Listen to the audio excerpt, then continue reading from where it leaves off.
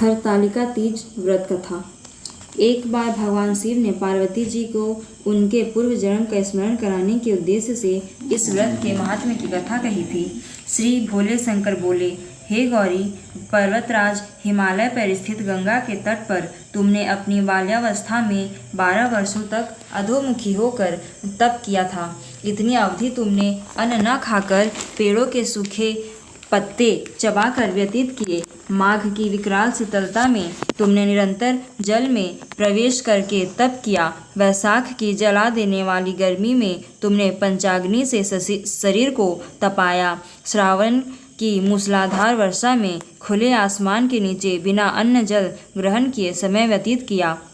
तुम्हारे पिता तुम्हारी कष्ट साध्य तपस्या को देखकर बड़े दुखी होते थे। उन्हें बड़ा क्लेश होता था। तब एक दिन तुम्हारी तपस्या तथा पिता के क्लेश को देखकर नारद जी तुम्हारे घर पधारे। तुम्हारे पिता ने हृदय से अतिथि सत्कार करके उनके आने का कारण पूछा। नारद जी ने कहा, गिरिराज, मैं भगवान विष्णु के भेजने पर यहाँ उपस्थित हुआ हूँ। आपकी कन्या ने बड़ा कठोर तप किया है। इससे प्रसन्न होकर वे आपकी सुपुत्री से विवाह करना चाहते हैं। इस संदर्भ में आपकी राय जानना चाहता हूँ। नारद जी की बात सुनकर गिरिराज गदगद हो उठे। उनके तो जैसे सारे क्लेश ही दूर हो गए। प्रसन्न चित्त होकर वे बोले, श्रीमान, यदि स्वयं विष्णु मेरी कन्या का वरण करना चाहते हैं तो भला मुझे क्या आपत्ति हो सकती है। वे तो साक्षात ब्रह्म हैं। हे महर्षि, यह तो हर पिता की इच्छा होती है कि उसकी पुत्री सुख संपदा से युक्त पति के घर की लक्ष्मी बने। पिता की सार्थकता इसी में है कि पति के घर जाकर उसकी पुत्री पिता के घर से अधिक सुखी रहे। तुम्हारे पिता की स्वीकृति पाकर नारद जी विष्णु के पास गए और उनसे तुम्हारे ब्याह के निश्चित होने का समाचार सुनाया। मगर इस विवाह संबंध की बात जब तुम्हारे कान में पड़ी तो तुम्हारे दुख का ठिकाना न रहा। तुम्हारी एक सखी ने तुम्हारी इस मानसिक दशा को समझ लिया और उसने तुमसे उस विक्षिप्तता का कारण जानना चाहा। तब तुमने बताया, मैंने सच्चे हृदय से भगवान शिव शंकर का वरण किया है, किंतु मेरे पिता ने मेरा विवाह विष्णु जी से निश्चित कर दिया। मैं विचित्र धर्म संकट में हूँ। अब क्या करूँ? प्राण छोड़ देने के अतिरिक्त अब कोई भी उपाय शेष नहीं बचा है। तुम्हारी सखी बड़ी ही समझदार और सूझबूझ वाली थी। उसने कहा, सखी, प्राण त्यागने का इसमें कारण ही क्या है। संकट के मौके पर धैर्य से काम लेना चाहिए। नारी के जीवन की सार्थकता इसी में है कि पति रूप में हृदय से जिसे एक बार स्वीकार कर लिया, जीवन प्रयत्न उसी से निर्वाह करें। सच्ची आस्था और एक निष्ठा के समक्ष तो ईश्वर को भी समर्पण करना पड़ता है। मैं तुम्हें घनघोर जंगल में ले जाती हूँ, जो साधना स्थली भी हो और जहाँ तुम्हारे पिता तुम्हें खोज भी न पाए। वहाँ तुम साधना में लीन हो जाना। मुझे विश्वास है कि ईश्वर अवश्य ही तुम्हारी सहायता करेंगे। तुमने ऐसा ही किया। तुम्हारे पिता तुम्हें घर पर न पाकर बड़े दुखी तथा चिंतित हुए।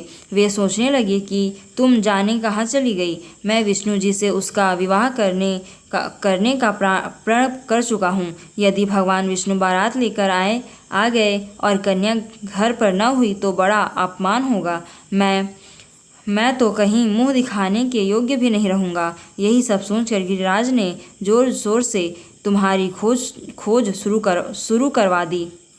इधर तुम्हारी खोज होती रही और उधर तुम अपनी सखी के साथ नदी के तट पर एक गुफा में मेरी आराधना में लीन थी। भाद्रपद शुक्ल तृतीया को हस्त नक्षत्र था। उस दिन तुमने रेत के शिवलिंग का निर्माण करके व्रत किया। रात भर मेरी स्तुति के गीत गाकर जागी। तुम्हारी इस कष्ट साध्य तपस्या के प्रभाव से मेरा आसन डोलने लगा। मेरी समाधि टूट गई। मैं तुरंत तुम्हारे समक्ष जा पहुंचा और तुम्हारी तपस्या से प्रसन्न होकर तुमसे वर मांगने के लिए कहा। तब अपनी तपस्या के फलस्वरूप मुझे अपने समझ पाकर तुमने कहा, मैं हृदय से आपको पति के रूप में वरण कर चुकी हूँ। यदि आप सचमुच मेरी तपस्या से प्रसन्न होकर आप यहाँ पधारे हैं तो मुझे अपनी अर्धांगिनी के रूप में स्वीकार कर लीजिए। तब मैं तथास्तु कह कर कैलाश पर्वत पर लौट आया। प्रातः होते ही तुमने पूजा की समस्त सामग्री को नदी में प्रवाहित करके अपनी सहेली सहित व्रत का पारण किया। उसी समय अपने मित्र बंधु व दरबारियों सहित गिरिराज तुम्हें खोजते खोजते वहां आ पहुँचे और तुम्हारी इस कष्ट साध्य तपस्या का कारण तथा उद्देश्य पूछा। उस समय तुम्हारी दशा को देखकर गिरिराज अत्यधिक दुखी हुए और पीड़ा के कारण उनकी आंखों में आंसू उमड़ आए थे।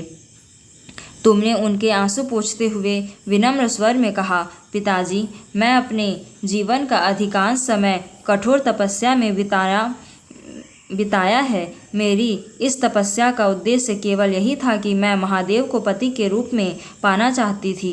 आज मैं अपनी तपस्या की कसौटी पर खरी उतर चुकी हूँ। आप क्योंकि विष्णु जी से मेरा विवाह करने का निर्णय ले चुके थे, इसलिए मैं अपने आराध्य की खोज में घर छोड़कर चली आई। अब मैं आपके साथ इसी शर्त पर घर जाऊंगी कि आप मेरा विवाह विष्णु जी से न करके महादेव जी से करेंगे। गिरिराज मान गए और तुम्हें घर ले गए। कुछ समय के पश्चात शास्त्रोक्त विधि विधान पूर्वक उन्होंने हम दोनों को विवाह सूत्र में बांध दिया। हे पार्वती, भाद्रपद की शुक्ल तृतीया को तुमने मेरी आराधना करके जो व्रत किया था उसी के फलस्वरूप मेरा तुमसे विवाह हो सका। इसका महत्व यह है कि मैं इस व्रत को करने वाली कुंवारियों को मनोवांछित फल देता हूँ। इसलिए सौभाग्य की इच्छा करने वाली प्रत्येक युवती को यह व्रत पूरी एक निष्ठा तथा आस्था से करना चाहिए।